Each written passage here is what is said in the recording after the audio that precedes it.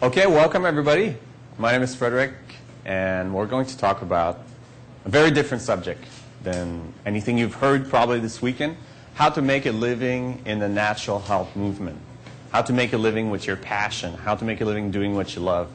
And spreading the word about something you believe in. How many of you would like to do that? Okay. How many of you are currently doing that? Okay, to some degree, but would like to improve? Or, all right. I've been working in the natural health movement on my own, with my own business for over 10 years, but started very humbly and built up. And initially my goal was just, my goal was not to make a living or make money. My goal was just to be part of that movement. I just wanted so badly to be part of that movement and contribute to that movement when I got into raw foods in 1996 or 97. And so I just decided I was going to learn with some of the people that were involved in that movement. So I took a bus one day from Montreal to San Diego, because I didn't have enough money to pay for the flight. So it was a 3-day bus ride to get to San Diego. It was insane. And yeah, I just showed up at some really well-known raw foodists. We're not so well-known back then, and just said, give me a job, like anything. I'll just photocopy your catalogs and learn from there. But eventually I knew I wanted to do my own things. So the internet was just starting, kind of booming back then. And I've had my own website and had started building my list since 1998. And I want to share with you some of the things that I've discovered on how you can make a living in a natural health movement. Because if I would start all over again with this business and with this endeavor, I would do it very differently. I lost a lot of time and efforts and money to figure out how to do it, figure out how to make it work. And it's so easy now. The resources are so available. But a lot of what's blocking you is just your thoughts and your thinking about what you think you can accomplish. So let's start with this idea, how to make a living with your passion, how to make a living doing something that you love. And we want the two to be together. So your passion is your job, your work is your passion, all goes together. But you also want to be able to make a living at it. Something you can do freely. You can only do it so much as you're able to support yourself. And what's the value of trying to do something you believe in if you cannot support yourself and then have to maybe get a job, something you don't really believe in, something you don't really want to support? So the goal is to be able to combine the two. And I want to talk quickly about some, because people can say, okay, well, oh, that's cool, you do this, you've been doing this for a while, but it's probably much harder for me to start right now because there's so many people already doing this on the internet and everywhere, so how can I stand out? What can I contribute that's different? So I want to talk about some people that have taken my course on how to make a living in the natural health movement and have created websites, and there's much more than this, but I just wanted to point out a few, and we'll go back to some of these examples. One is a girl, an amazing girl. I wish she was here. She's 21. She started this amazing website called fitonraw.com. And some people think they're too young to do this or too old to do this. Well, I found that not to be the case. You can start at any age. And it's about really putting your passion and your heart into it. So she's building her list. She's starting to sell products. And she's still in college. Another person that I know in Quebec that is now making or is able to make a full-time living with her website and selling solutions in French about yoga and health. Another person is Monica from the skinnyonraw.com. She offers consulting. Eric Errol does eco-living. So it's not just about raw foods. It's not just about spreading the word about raw food. Whatever you think you're interested is your passion. If it's yoga, if it's something else, if it's eco-living, if it's helping people one-on-one by doing consultation, or whatever it is, you can find your niche. You can find your place in this internet world. Now, there are things that will come up for you, and I'm sure you can think about this. And who can give me some examples of the things that are preventing you from doing this, from starting your own business and from already making a living in the natural health movement? Who can give me some examples? Yes? Technology is overwhelming. The technology is overwhelming. I'll talk about that. We'll talk about how you can start a website on less than $500 budget completely and give you the resources exactly. You'll learn that today. You can get some web addresses, some designers that I use myself, and how you can outsource everything. You don't actually have to do it yourself. That's the beauty of it. You know, I think people try to do too much themselves. Like, do you want to be a writer or do you want to be a webmaster? You know, do you want to try to be both? That's the problem people face. Like, they say, well, I've got to learn how to program a website. You don't have to learn how to program a website. I don't even know how to do that. You pay someone to do that. And who else has other ideas, things that are kind of preventing them? Yeah? You have to get all these certifications. Certifications, okay. Well, we're going to talk about how you can be a problem solver. You know, I'm not talking about setting up a consulting business necessarily where you help people with their health issues one-on-one. Then I would advise you to get the proper knowledge to do that. But being a problem solver is something everyone can do. You already know more about your topic of interest or health or raw foods than 99.99% of the population that needs you. So it's really about finding specific solutions to problems and how to do that. And being of value. You know, if you can be of value in a way on the internet where you can build traffic to your website because people want to learn about what you say, you don't even have to sell your own products. You can be recommending other people's products that you believe in, recommending what you believe in, and earning a living that way. Who has other examples? Yes? Time. How do I find time? How do I find the time? Yeah. That's a good one. That's a better one. You know, that's something that myself, like, I've struggled with for a long time because, you know, there's never enough time to do everything. And we tend to think that the more time we put into something, the better it's going to be. But often it's not so much the quantity, but it's the quality of the time you put into something.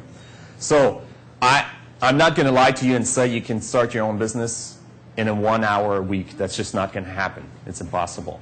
But you can do it in 2 hours a day or 10 hours a week. You can get started, do everything, and get to a point where, let's say maybe you put 1 weekend into it, a full day into it. And then as things build up, then as you have more time and you're able to do things right from the start, where you're not trying to do everything yourself, then you can only work a few hours a day on it, if you know, depending on what you want to do with this business. But time is really about, well, there's the 80-10 rule of time, you know, 80-20 rule of time, like 20% of your efforts will lead to 80% of your results. So we want to find this 80% that brings us everything else, pretty much. And there's also the Parkinson's law of, you know, I think it's called time efficiency. Basically, that time tends to expand, work tends to expand depending on how much time you have available. So the more time you have available to do something, the more the work is going to expand to fill that time. So if you give yourself a year to do something, you're going to take at least a year to do it. If you give yourself a weekend to do it, you will find a way to do it in 1 weekend.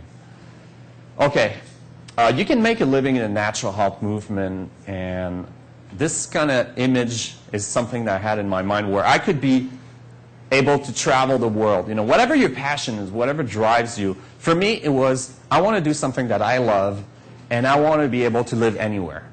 Now, I don't want to be tied to one specific location. If, you know, in 1998, laptops were really expensive. I thought, I really want to get one because I had this desktop computer. Like, I can't bring that, you know. And once laptops became popular, it was sort of this savior. Like, you could work from anywhere.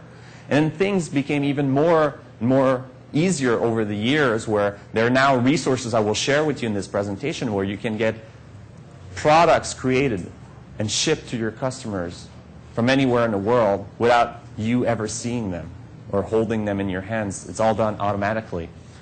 We're not even talking about digital products, which is also possible.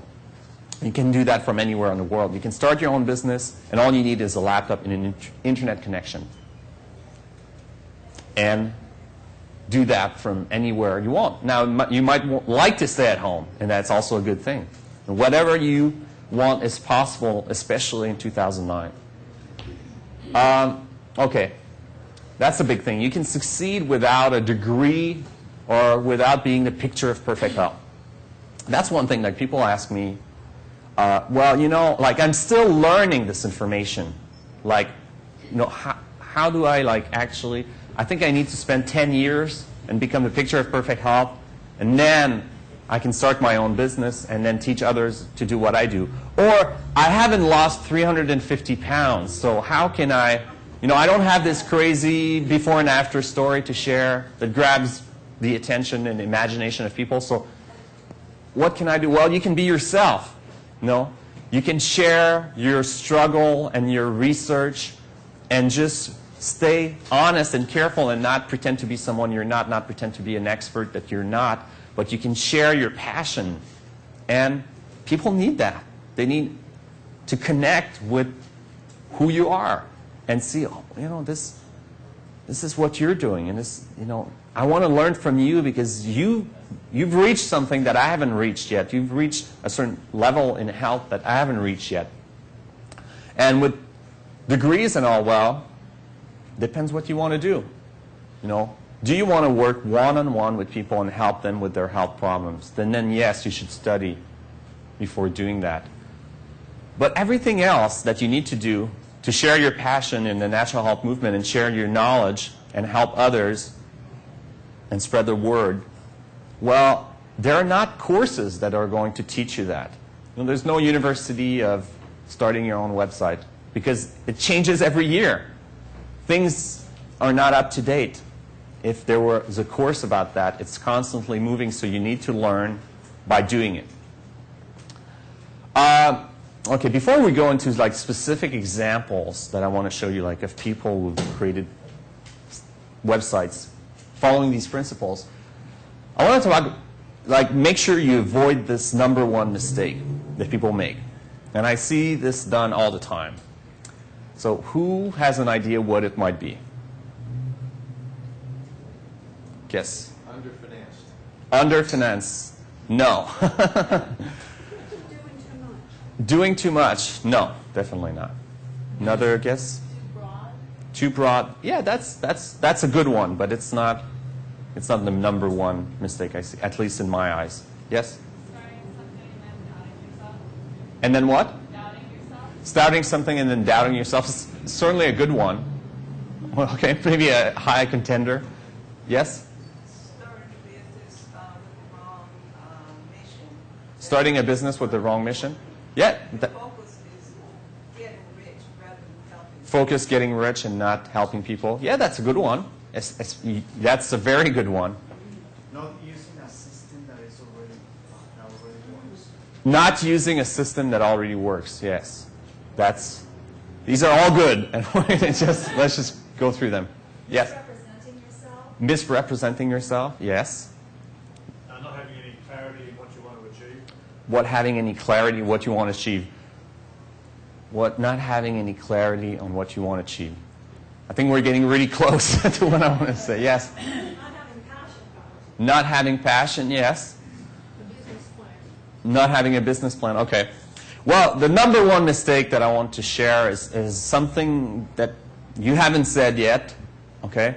But it's a mistake that people make, let's say once they've handled all of these things that we're talking about. Once they're ready, they have the passion, they know what to do, you know, they have a plan. So they decide to come up with an idea, find a market for it, and try to sell it with them to that market. So you have an idea, like you're passionate about health, you're passionate about this thing you've discovered about raw foods, and okay, I'm going to write a book about that. Let's just write a book about that. That's what people want. They want that book. They want that. So I'm going to spend 2 years writing that book, and then I'm going to find a market for that. Who wants that book? And then realize, well, nobody's buying that book. And I put $10,000 in printing that book, and now nobody's buying it. Like, there's no market for it. There's something wrong. Now, the problem is you're totally upside down. You need to. What I want to teach you to do is to think really in terms of what people want. You want to think about your market first, rather than think about what sounds good to you. So often, if you have an idea that sounds good, there's a good chance if you have a flair for it that it might sell well or it might be of interest to people. But you don't know. You don't know that. And the problem when people spending all that time writing things and trying to publish things and trying to create products and services is that they don't think about what people really want. They're just thinking about how they would like it to be, what they think it's cool. So you start with people. That is your target market. The first step is identify who that market is. Are you going to market to older people who want to improve their health and look younger? Are you going to try to appeal to everybody?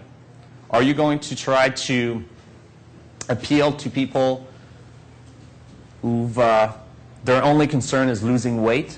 Or are you going to appeal to athletes who want to improve their performance? The more you can define that market and not make it too broad, the more people will relate to you. So a big mistake is trying to appeal to everybody. You don't want to appeal to everybody.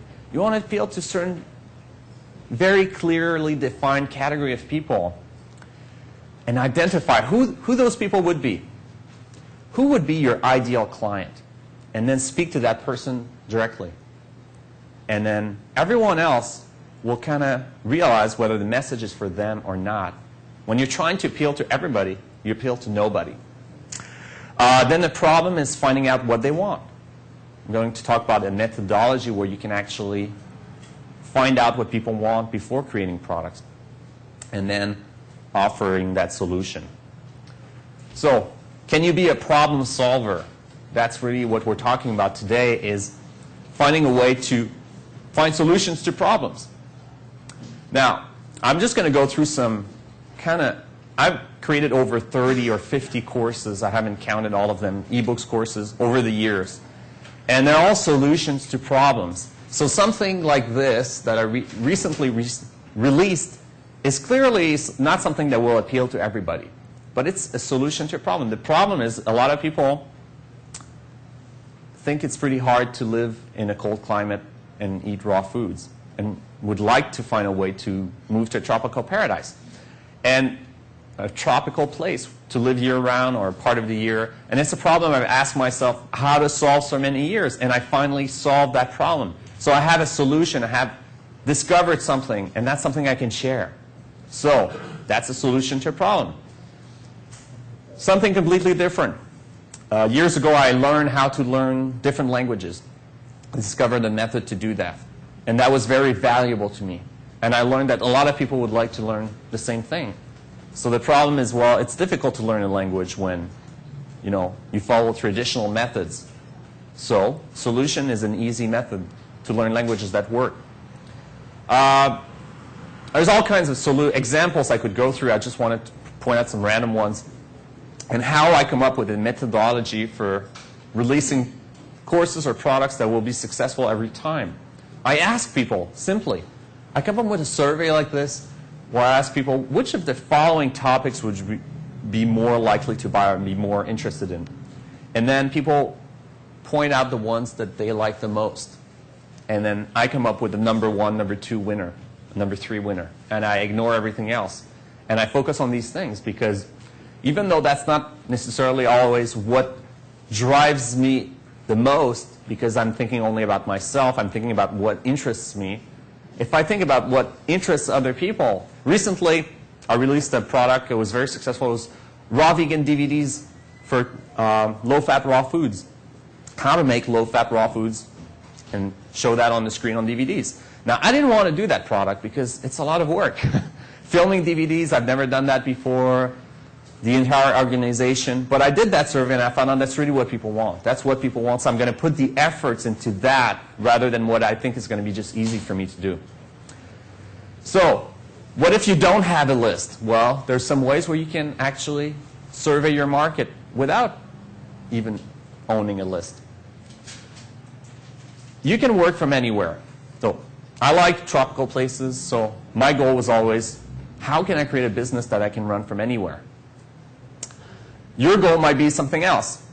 it's important to ask yourself how you want your lifestyle to be before designing the business that will support that, rather than just thinking in terms of a business. Like opening a raw restaurant might sound really good on paper, but ask some people, what is it like to own a restaurant? And they're going to tell you, well, you know, only work 90 hours a week, and you never get to take a vacation, and you're probably not going to make any money for the first 5 years. So like, okay, well, thanks for the advice. I know it's not for me, and I know some people are very successful with these things, but you know, don't jump into any opportunity without really asking yourself if it's going to work with your lifestyle, what you really want. So nowadays, in 2009, you can take your business anywhere. All you need is your mind, a laptop computer, and the web.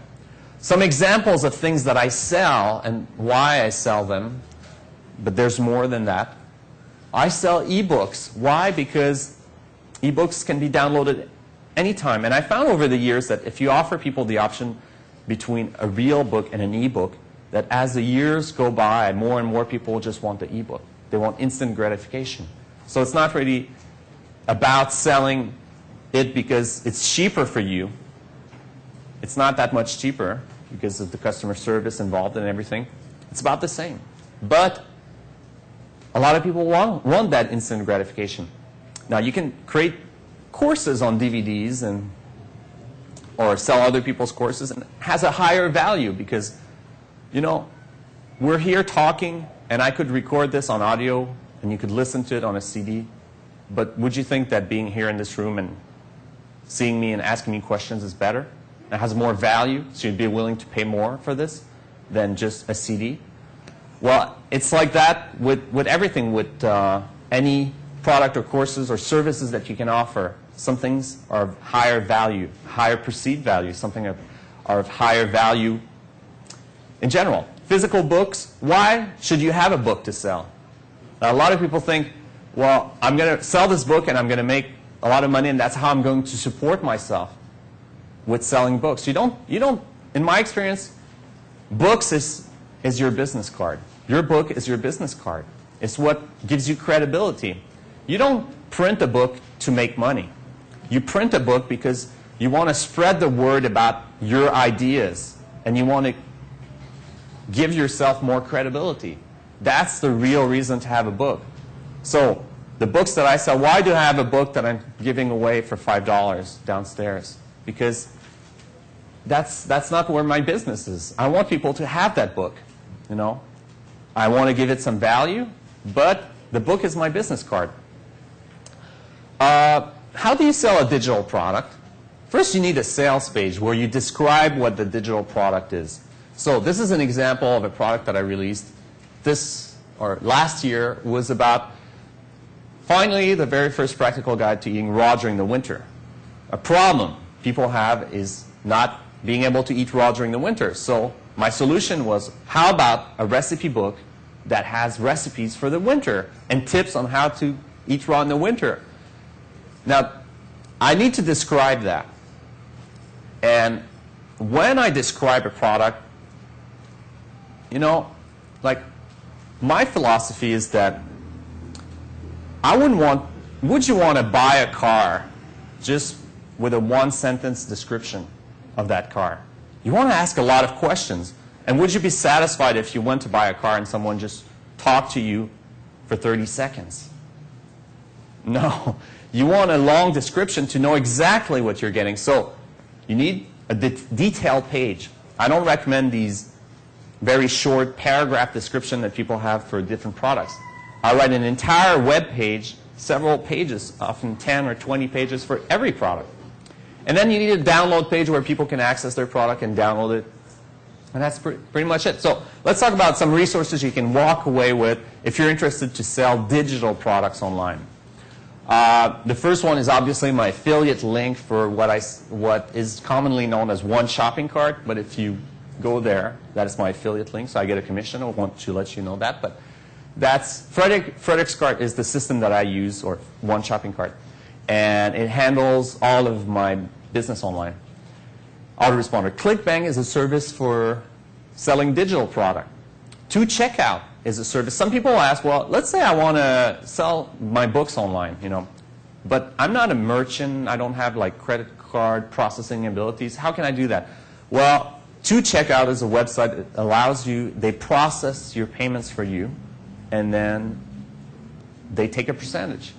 And that way you can sell anything online, digital or physical, without actually owning a business yet. IdealAutoresponder.com, another variation, and PayPal.com. So I'll give you more resources. And let's say, for example, you wanted to sell CDs and DVDs and audio CDs and CD-ROMs and DVD-ROMs and anything in that form of media. Well, if the traditional way is like you go and you go print these DVDs and you have to ship them yourself. And you print thousands or 500. Well, there's a service called QUEST. I'll give you the address where, for a very low fee, you can get your DVDs or CDs printed one at a time, and they can even ship them to your customers from anywhere in the world. And it's all automated online. So the service is QUEST.com.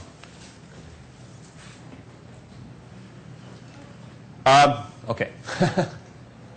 Everybody got it? I want to give you some resources you can walk away with if you want to investigate more. But then we'll talk about the specific philosophy, how you can set up your own website easily. Now, this is my fulfillment company.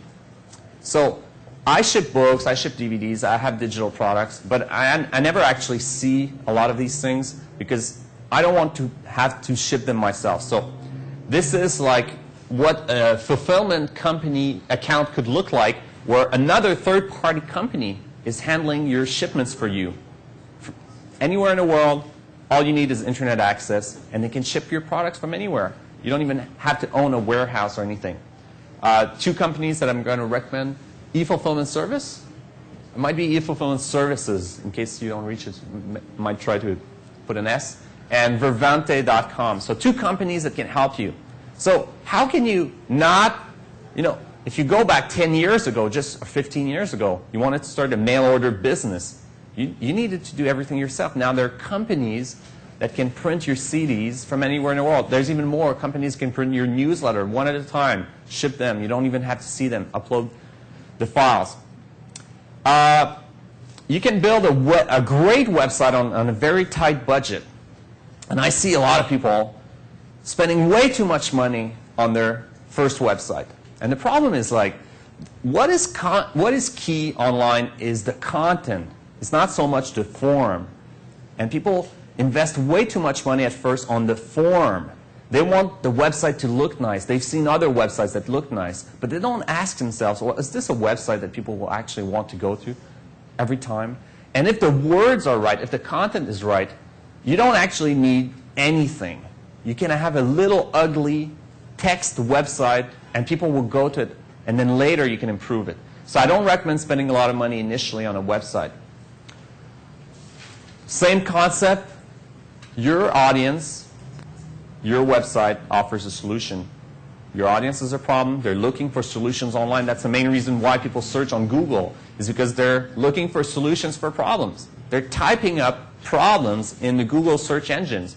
A problem might be, where can I find a restaurant tonight? That's not my problem you might solve, but other people have thought about how to solve that problem. Another problem was how can I get a flight to LA next week? That's a problem. Other problems, how can I solve my arthritis? Or how can I eat a raw food diet? Or how can I stay raw during the winter? People type all of these things in Google, and if they find you, because you have information on it, then you will get traffic to your website. Bad examples. I didn't want to point out bad examples for other people, so I thought I could show you my first ugly little website from 1998. Sunfood.net. That's what it looked like.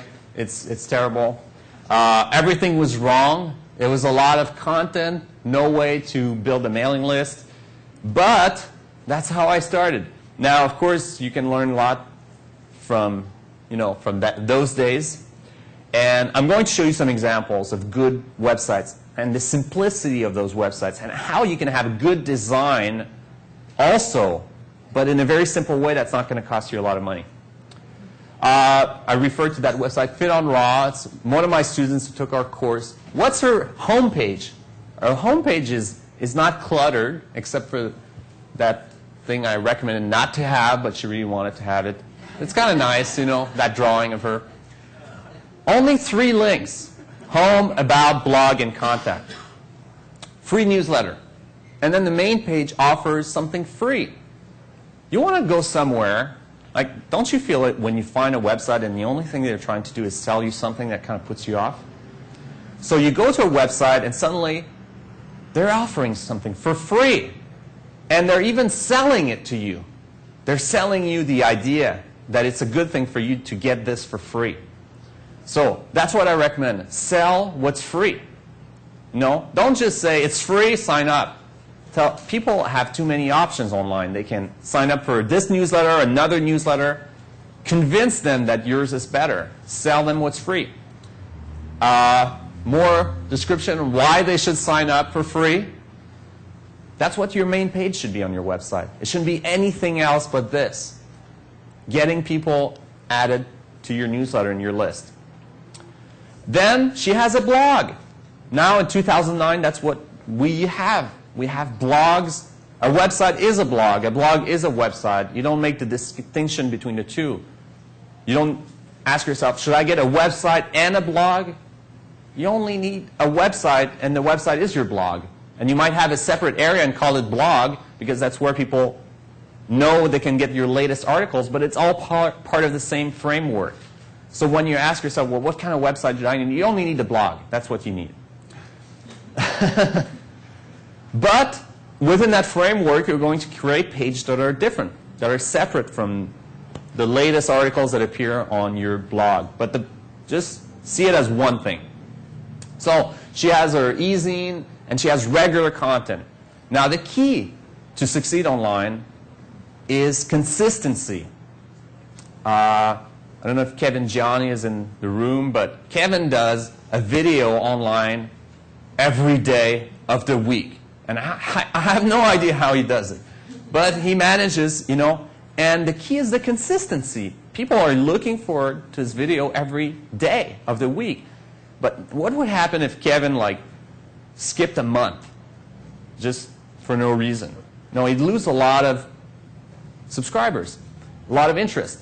Now, you might not do a daily video, and I know I'm not going to do that myself. I'm, you know, more of like a writer. But I know if I don't keep up with my schedule, sending my e-zine regularly, that just I lose people. I lose interest. So at first, even if it's once a month, you need to have something regularly, consistently. How much should you spend for your first website? You know, because I told you shouldn't spend a lot of money. And if you can find me a business that you can start on less than $1,000, tell me. I don't know any business other than anything you can do online for less than $1,000. So you're going to need to spend some money. But hosting is cheap. Autoresponder is cheap. And that's the thing you can't skip. An autoresponder is a way to build your mailing list. I'm going to have some time to answer some questions at the end. But design for your website as low as $200 for something very simple, or less if you do it yourself. And up to $1,000, I wouldn't recommend spending more than that. A domain name, and that's it. Now, some resources that I recommend. Hosting, really, you know, common one, GoDaddy, but you look in the yellow pages in your area, find a hosting company, ask around, ask people to recommend. Autoresponder, Frederic. Design, 2 people, amazing people that design great websites at a great cost. Take these, note these websites down. They are people that I recommend. Tell them I recommended you. They will give you a special price. And domain name, Namecheap.com. For about $10, you can reserve your domain name for your website. Obviously, we're talking about an internet business. But I'm pretty sure everybody wants an internet business. Is there anybody who doesn't want an internet business? Would like another type of business? Okay. I kind of assume that's what people want. Okay, everybody has that? All right, so how to make a living in a natural health movement. Obviously, I cannot answer everything, you know, in a 45-minute introduction, but I want to let you know that it's possible and it's easy and you can do it, and you don't need to wait. You don't need to wait until you're the picture of perfect health. You need to find how you can be a problem solver. So I want to talk quickly about a course that I have for about 2 minutes or less. Just show you that it's available, and then I will answer some questions. So we have 10 modules in this course that we're doing. It's a course I've been doing since 2007. It's called How to Make a Living in the Natural Health Movement. And it starts in September, the next one, but it's twice a year. So defining your vision, your passion, setting up your own business, how to profit and create your website, information products, all about that, marketing strategies, how to write your own sales letter, your action plan. That's the general structure of the course. It starts in September. There's 10 modules. The complete course is $9.97. We have a do-it-for-you package where we actually create everything for you. We create your website. We set things up. We put everything in place. So basically, you just have to write the essential parts, and we take care of the rest, all the autoresponder, how that works, etc. We are having specials at the event if you sign up early. These specials will not be available online. So that's the course, How to Make a Living in the Natural Health Movement. Come and talk about it. There's also a website, fredericpatenaude.com, makealiving.html, where you're not going to get the discount. That's the regular price. But it starts soon in September. I want to know if you have questions about anything related to how to make a living in the natural health movement. And we can have more time to answer questions at the booth, too. Yes? If you were to start a restaurant like in a small town, Mm-hmm. what you would recommend first to like survey what people in the town would want? Mm-hmm. Yeah. How would you go about Well, first I would recommend that you ask yourself if you really want to do this, and talk to restaurant owners and ask them what is it like to have a restaurant. And then, yes, you can run a survey and ask people, if you ask people like, what would you like in a restaurant, they won't really know how to answer. So you need to give them some options. So I recommend like a multi-choice, like what would be the best name for a restaurant, or what do you think is most missing in a restaurant? So that's what I would do. And then start from that. That would be your first market research. Yes? What's your best idea for making money then from a blog? I've got a great blog that has lots of content, but it's obviously not generating cash. So maybe stay home. Yeah, exactly. Well, the thing is, you don't actually generate income from a blog unless you place advertising on that blog and resell products. So the key is not to see your blog as something, that generates income, but more as a way to build your relationship with your audience, with your subscriber base. So the way to do that is to use your blog as a way to build your mailing list. And do it that way. So every single page on your blog should be getting people to subscribe to your list. Really rarely do I make sales for products from just people randomly going to my blog and deciding to order something. What happens is there's a funnel in terms of how people get to know you. So first, people are searching for information. They find your blog. They're like, oh, this person has interesting information. Then they see you have a newsletter to offer. They can sign up for your newsletter. And not only can they sign up for your newsletter, but you're going to give them something for free. You're going to give them a bonus report that they cannot get anywhere else that is going to answer even more questions, or something that you might even sell, like a free ebook or something. And they sign up for that, they get that information, and suddenly they realize, oh, wait, that person has really good knowledge. And then one day they get an email from you and you say, well, I also have this book that I offered, this ebook, and decide to buy it. So you don't come, it's called also permission marketing. You just don't. You ask permission. Do you like that information? If you like it, you can sign up for my newsletter. It's free. And then in the newsletter, you even give more free information and also have this book to offer. So you're building the relationship first. It's like dating before getting married. Any other questions? Yes? I was wondering, what would you recommend if you have a lot of ideas, Yeah. a lot of different directions that you might be interested in going in, like a good way of just narrowing it down? Okay, if you have too many ideas, the question is, if you have too many ideas, how do you narrow it down? And that's the problem. Well, my first recommendation is start with your passion. Because ultimately, You have to go with what drives you. So you could look at it, you could look it up and see, okay, all mathematical and see what, is there a demand? Is there, you need to do that too. So you want to go online and look for, first you look, I recommend like several websites. Amazon.com, you go in the bestseller categories. You type up raw food or whatever the topic is, women's health, and you see, is there a lot of book on the subject? What are people saying about these books?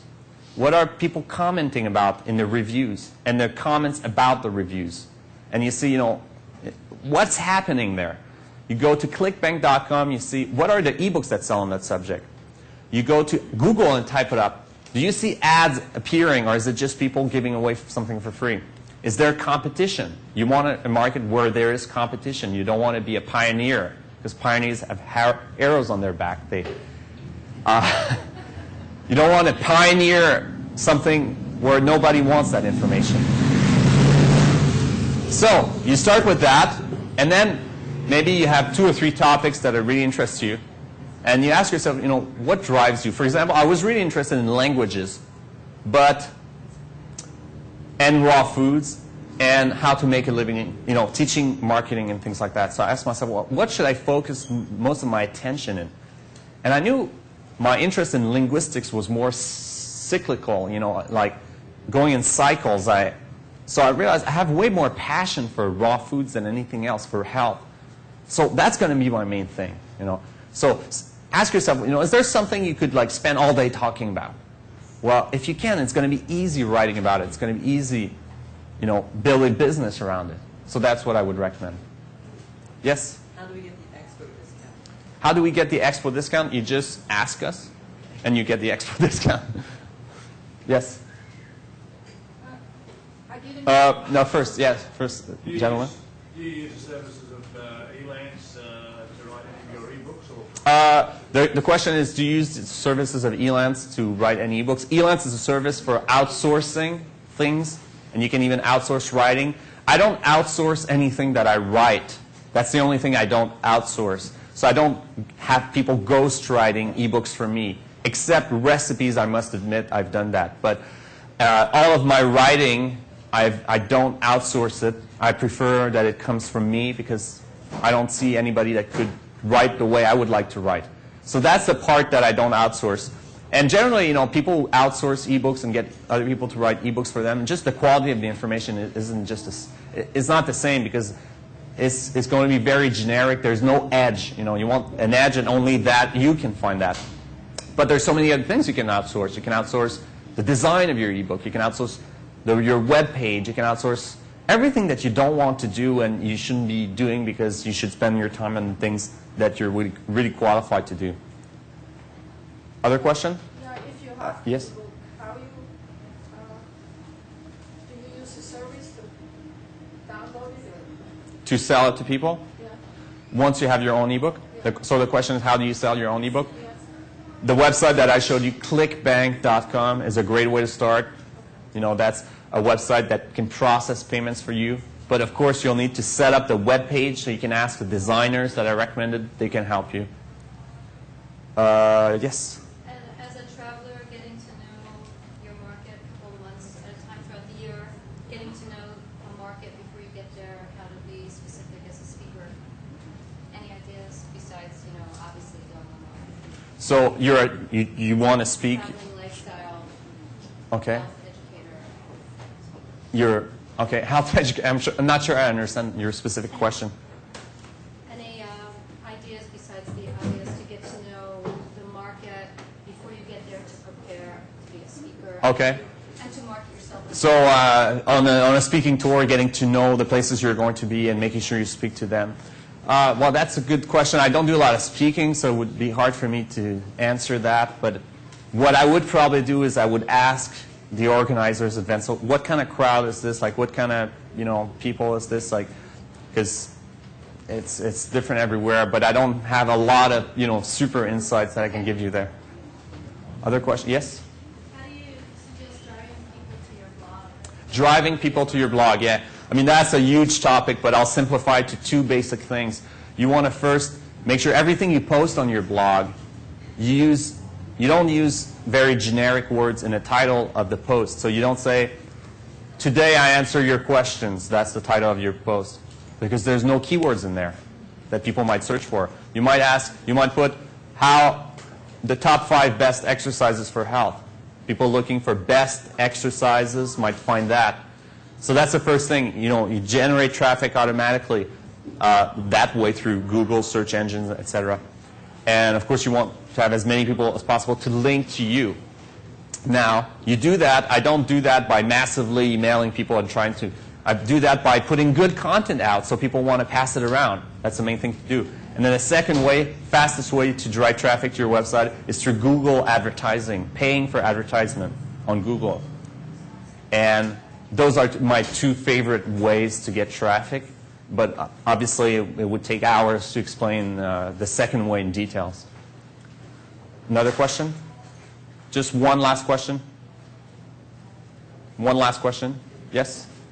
I don't know if I missed it in one of your links that you mentioned in the resources, but is there a company that will help you design your ebook? Yeah, a company that will help you design your ebook, yeah. Well, the 2 websites, the 2 persons that I recommend, amydewolf.com and killercovers.com, will help you do that. Okay, thank you very much, everybody. Good luck.